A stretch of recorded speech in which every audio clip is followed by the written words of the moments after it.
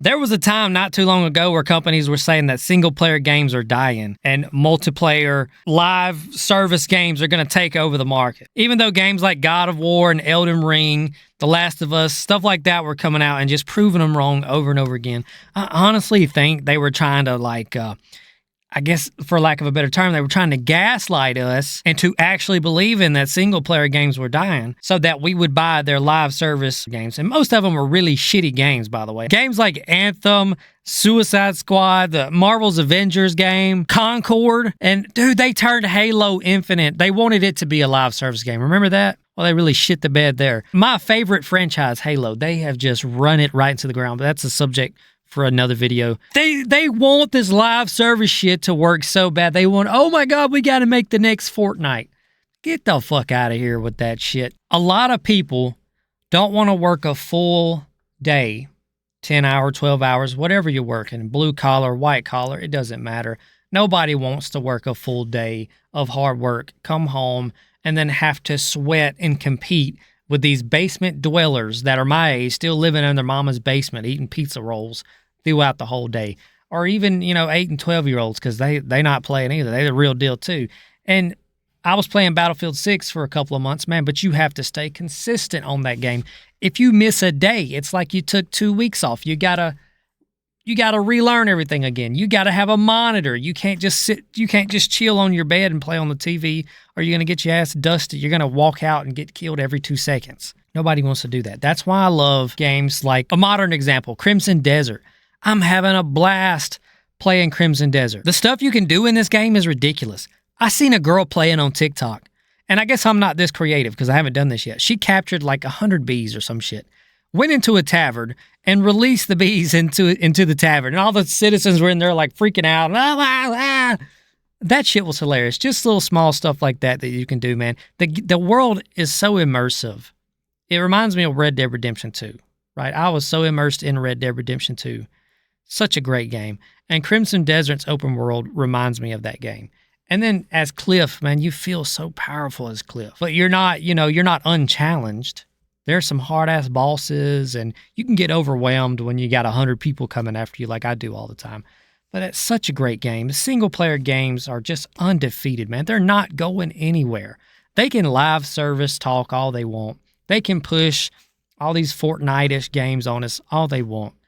But nobody, I wouldn't say nobody, but most people who actually work for a living are not going to come home and just compete like that all night. We want to relax, take our minds off of the stuff we have going on throughout the day. Single-player games can be like therapy for some people, right? I know it helps me a lot when I immerse myself in a good story and take my mind off of things, and the stress just comes down off of me for even an hour, 2 hours, however long you have to play before you got to go to bed because you got to go to work the next day, right? I mean, it just is what it is. Multiplayer games just ain't really for me no more. I stream a little bit on TikTok, and they're always begging me to play Arc Raiders and COD and all, and I'm just like, look, man, it's not me. You really want to see gameplay of me just respawning and then dying and respawning and dying? That just ain't me. I'm going to stick to the story games. And a lot of people are. They're not going anywhere. A lot of the games we got coming out they're going to be so awesome. Grand Theft Auto 6 is going to impact the industry like nothing ever before. I don't know what changes it's going to make, but you can guarantee it's going to make some changes to the industry. I've seen some predictions, some good and some bad, but either way, that game is going to make some impacts. It's going to make some changes. Dude, I seen where they remade Black Flag. I didn't even know they were remaking Assassin's Creed Black Flag. That looks awesome, dude.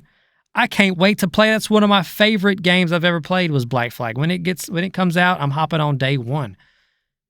The Halo Combat Evolved remake. Now, I got mixed feelings about it, but my favorite franchise is Halo. It's a Halo game. I'm going to play it.